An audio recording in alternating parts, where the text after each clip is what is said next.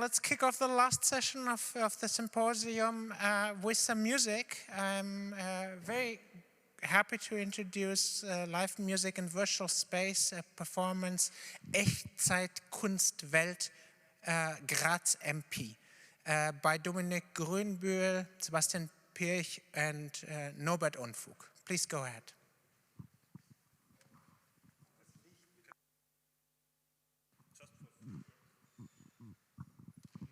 All right, so what you are going to see is we will be robots in this virtual space.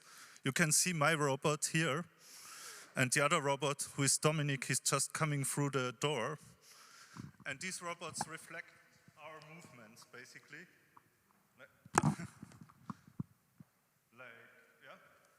And we will control virtual instruments that we designed inside this virtual space, and you will hear it.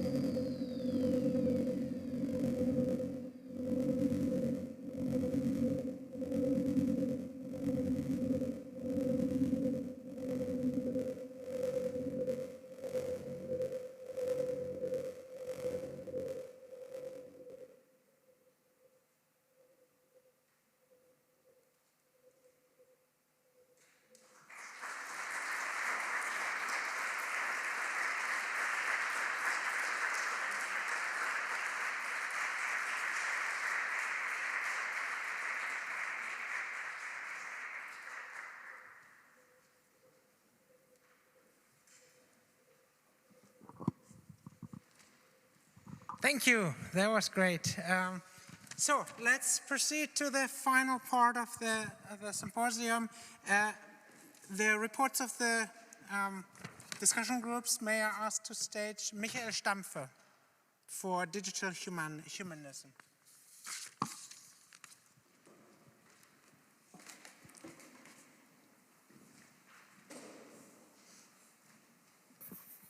Thank you. We had yesterday our breakout group. Digital humanism is about keeping or putting back people in control in the digital world, and this conference has not succeeded in driving me away from this mission and perception. We had a good discussion, however, in a difficult setting, because we have a lot of topics when we talk about digital humanism in biology and medicine, and the acoustics was very difficult.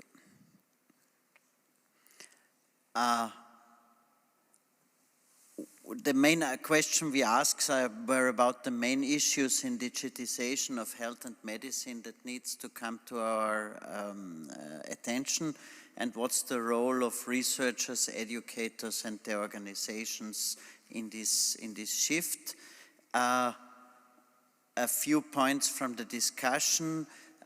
First point, optimism turned sour. We started with Eric Topol and the hopes of deep medicine, and there was a lot of skepticism, pragmatism, fears issued in the discussion, brought forward in the discussion, with one notable exception, that machine learning might tremendously help to free doctors and nurses time with day-to-day administrative issues, but not with the more rocket science things. Yeah. Also, a lot of optimism for machine learning in advancement in diagnosis with a number of applications.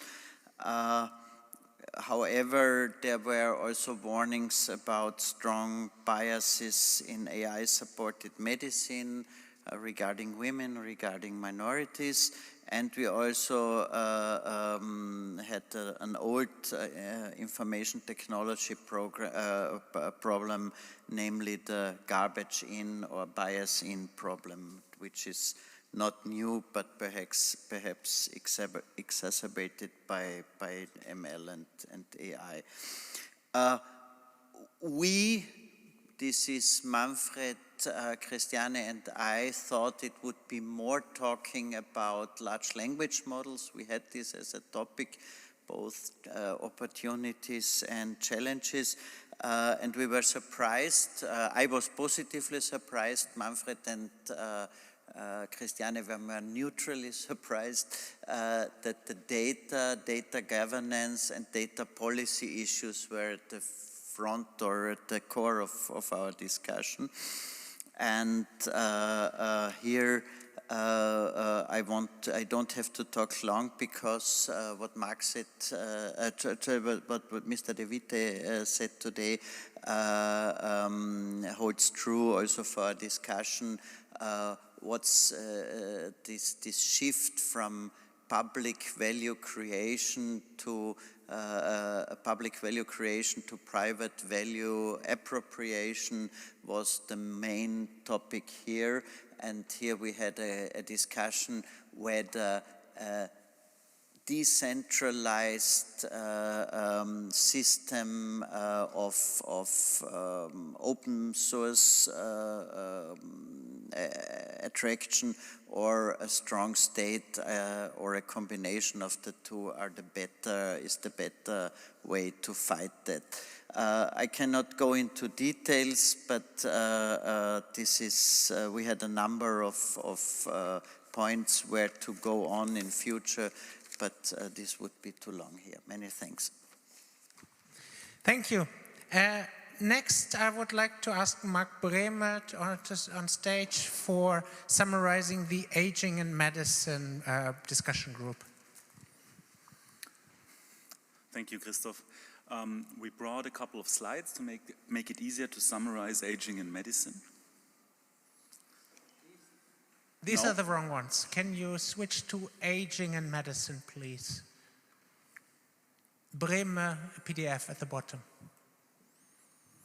Looked like a nice slide, but so before this comes, the first one. Yes.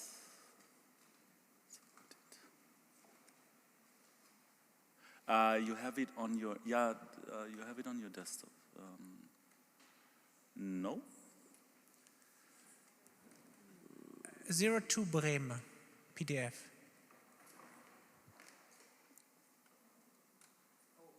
Interesting. You pulled it on the desktop earlier while I was there. So in the meanwhile, it was likewise. So well done, because we think that this was done on purpose. These sessions in order to support the planning of next year's program, right? So very dense and rich. Aging in medicine, 1.5 hours to discuss with many different expertise. What came out of it basically lends itself to have more focused satellite sessions next year, because there's probably the need for it.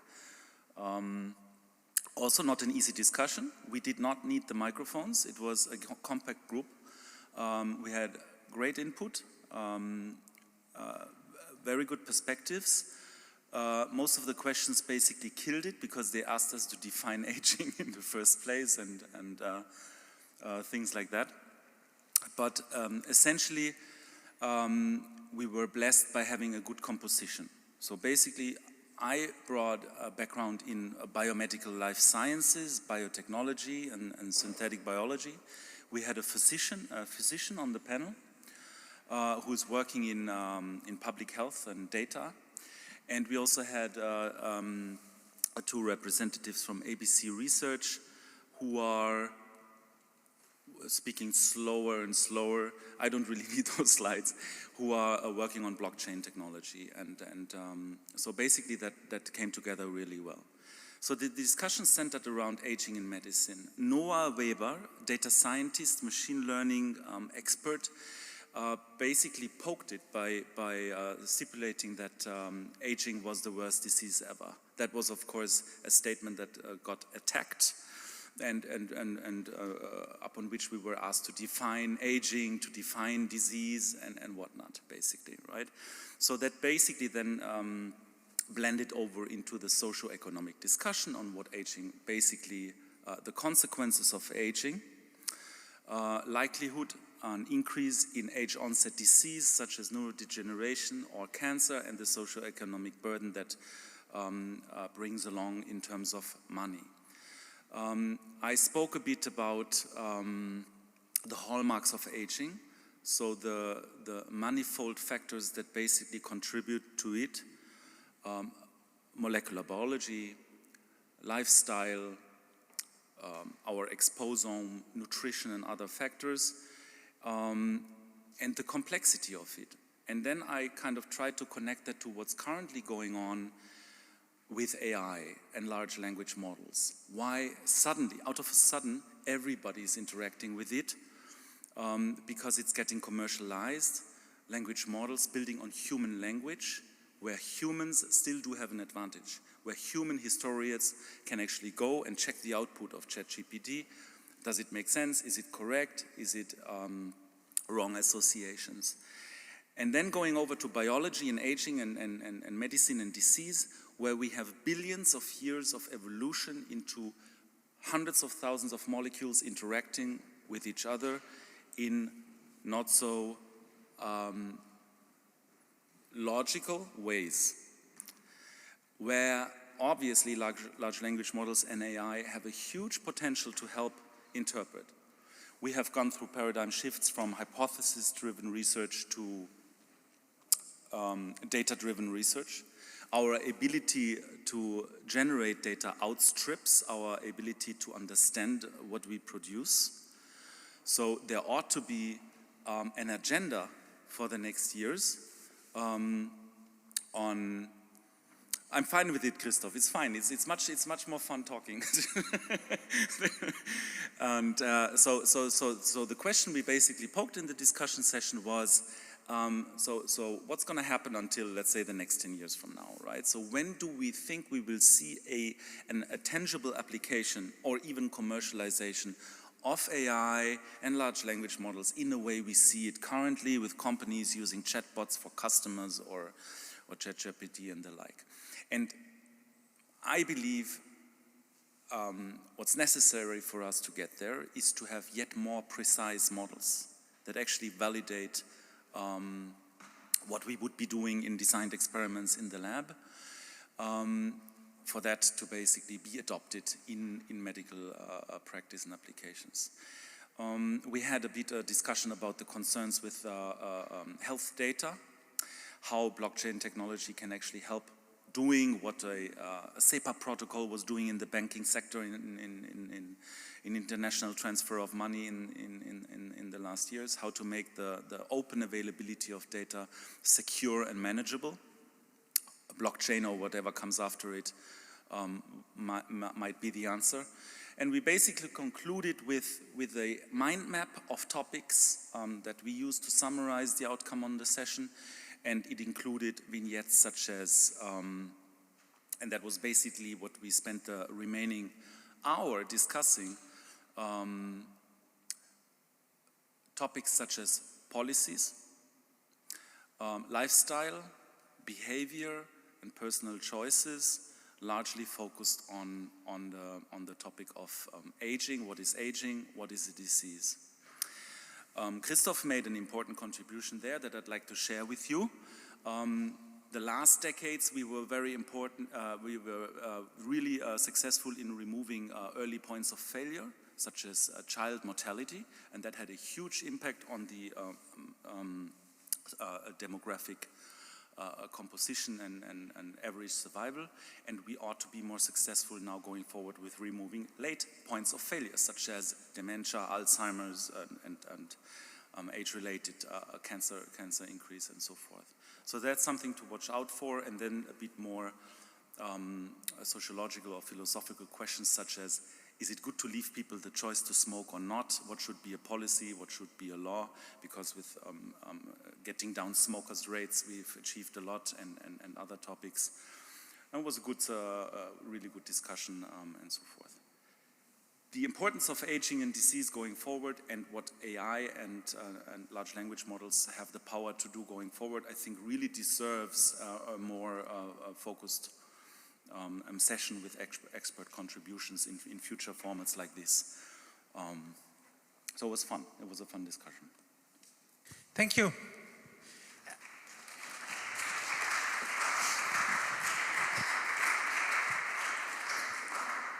Next up is Astrid Weiss on robot rights and interactions, please.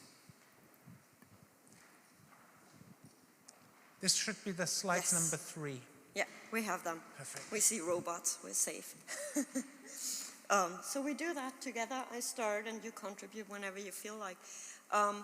So we discussed robot rights, and our starting point kind of was this movie that you might know of the Bicentennial Man. So if you're interested in robot rights and sci-fi visions while we get there, that's a nice movie to watch based on a way better book originally written. Next slide, please. Or I can do that myself. So that was the starting point. And let's say that way we started with setting, or that was the plan, to set the scene and to get a bit into moving and discussion. And we figured out in the end afterwards when we reflected that we had quite a tension arc that we never intended to have. So I'll guide you through what happened through this narrative arc that nicely fits what happened in our discussion session. So we wanted to set the scene, right? And we wanted to do that with some provocative questions in the beginning so that people can have some positionality towards these questions. I don't read all of them aloud now, but we started with stuff like, should robots be allowed to make independent decisions about treatments in medicine? What legal steps should be taken if a robot makes a mistake that leads to a damage? But we also ended with a very critical one, or debatable one. Should there be laws against discrimination against robots? So should questions, right? And this was simply intended for setting the scene and getting people to talk to each other and reflect a bit about their own positionality when it comes to robot rights. So that was our scene set. And already while setting the scene, we realized that everyone thought about some challenges we face when we talk about that. And here are just some statements from the group, like, we should not only think about who makes decisions, but who actually executes them. Or we need regulation in advance. With these questions, it's obvious we need to regulate in advance. There is not one stakeholder, there are even more people involved than producers and operators. And we ended up also at the question of what makes robots different? Why does it feel different to talk about robot rights compared to rights for any other technology? And that led us to, okay, we recognize the problem, now let's talk. And then we got wonderful philosophy input from Professor Schröder from Würzburg, talking to us about the problems that we are facing when we talk about robots in military, when we talk about sex robots, when we talk about robotic surgery, and why robot rights might be a topic there. And the question he was raising is how to best organize human-robot interaction from a normative point of view. And now we enter the arc with the solutions, right? So the tension should already go away. We go to the solutions. But we realized afterwards, because the discussion was so lively, we had a hard time to even do the stuff we prepared. Might that be that the organizers of this discussion advocate for robot rights? And that might have created the tension. And support and evidence, so everyone brought in their experience, knowledge, backgrounds on the topic. So we discussed lively about personality versus personhood, about moral agency, the need of anyways having systemic regulation, so bottom-up and top-down approaches. Oh, I copied that twice, I'm missing one. We shape artifacts and they shape us back, and that actually creates the responsibilities that we have with respect to these technologies. And then we had a wonderful, almost final statement raising the question, will giving robots right open Pandora's box? So that was the fear, the tension that we somehow had in our discussion group. And I think the solution that we boiled it all down to, and where we realized in the discussion that we are converging kind of, it's not about rights for machines, it's about regulating human behavior with respect to these machines. So no, the two of us never advocated for robot rights. That was our teaser to make us talk, and I think we definitely succeeded with that. Oh, yes. People network, people talk with each other, and at least the two of us consider that quite some success. Mm-hmm. Yeah. Anything you want to add?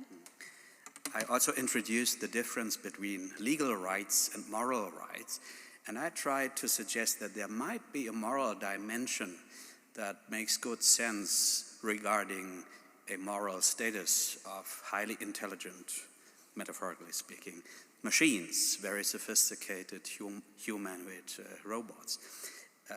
My concern is that we safeguard an ethical continuum, meaning that we should not fall short of the moral standards that we feel are valuable for ourselves when we interact with other persons, when we interact with non-human entities, for example, the nature, also robots maybe. since this does not mean that robots or machines can be original bearers of rights in the strict sense, but I was trying to make a Kantian argument rather, that there is something like maybe an indirect right of robots being respected in that way that we can challenge ourselves not to treat machines, highly sophisticated machines, in a way that we would not use, that we would not apply if we were interacting with people. They are not just trash. There are symbols of what human intelligence can produce. They are not just something, machines. If you expect humanity to develop in a good way in the digital age, we need a human-robot cooperation which is up to date, which is not under-complex. And I think we try to make a good argument for going on with this discussion in the way that you prefer. And I felt that we had a very lively discussion, and I feel very inspired. I'm very grateful that I could be here in Vienna, in this very special city, in this very special interdisciplinary field here. Thank you very much, and thank you all who have participated. It was really a great experience. Thank you very much.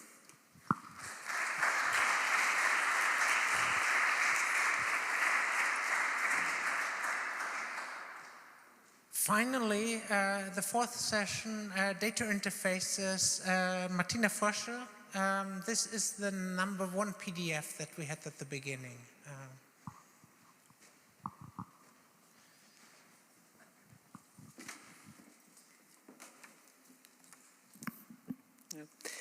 So we discussed how to put data into an art installation, and we did this in showing a project that we started this September called The Boundaries of Visualization.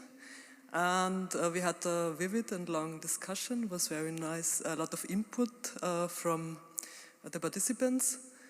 And we had a lot of input, as you can see. So it's more like an expose, it's a horror slide, actually.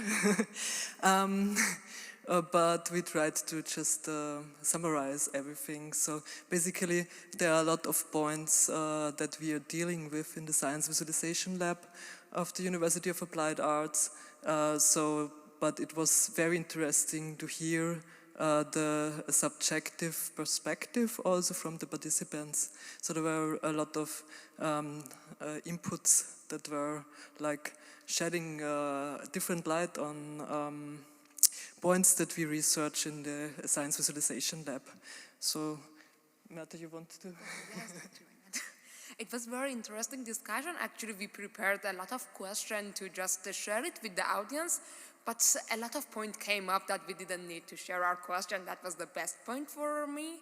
And I think actually we didn't get into concrete answer for the question, but we left the discussion with a lot of questions that is bringing up a lot of things for us. So I think it would be a continuation for us. So it was very positive in terms of our project. And if I want to summarize what I got from the discussion, we had a lot of scientists that were concerned about how accurate scientific data could be transmitted, how much of the actually accuracy of data would be lost if we want to have a nice, enjoyable interface and provoking people's feelings. So how much are we sacrificing from accuracy of data to get people's feeling? And what's the thing that audience would be left at the end? Would they get anything from science? Would they actually feel related to intellectual meaning of the science, or they will just enjoy the interface without getting anything from the science? Through our installation experience, and I'm sure Martina has much more experience in the field, but in this installation, we saw a lot of people that joined in the beginning. They were more curious to see how things look like. When they saw the installation, actually they were curious, what is the data? They wanted to know more. There were some people just enjoyed and were happy to see the data they didn't want to know more about. But it's very interesting personally for me to see what's the long-term effect of this type of installation on people. After a month, who would remember anything from this scientific data, who would totally forget it? And I think this is it was suggestions from people to actually track the audience afterwards as well. I think this would be very good because it's a scientific way of looking at the effect of this type of installation. So I think this would be a nice way to actually convince scientists these are important for science communication and they could be effective. Also, we got nice inputs about how to involve more people in an installation, and it won't be just a few people to get involved. Yeah, so all in all, I think there are a lot of questions and points for us to think about more. Very great summary. So thank you for the invitation. And yeah.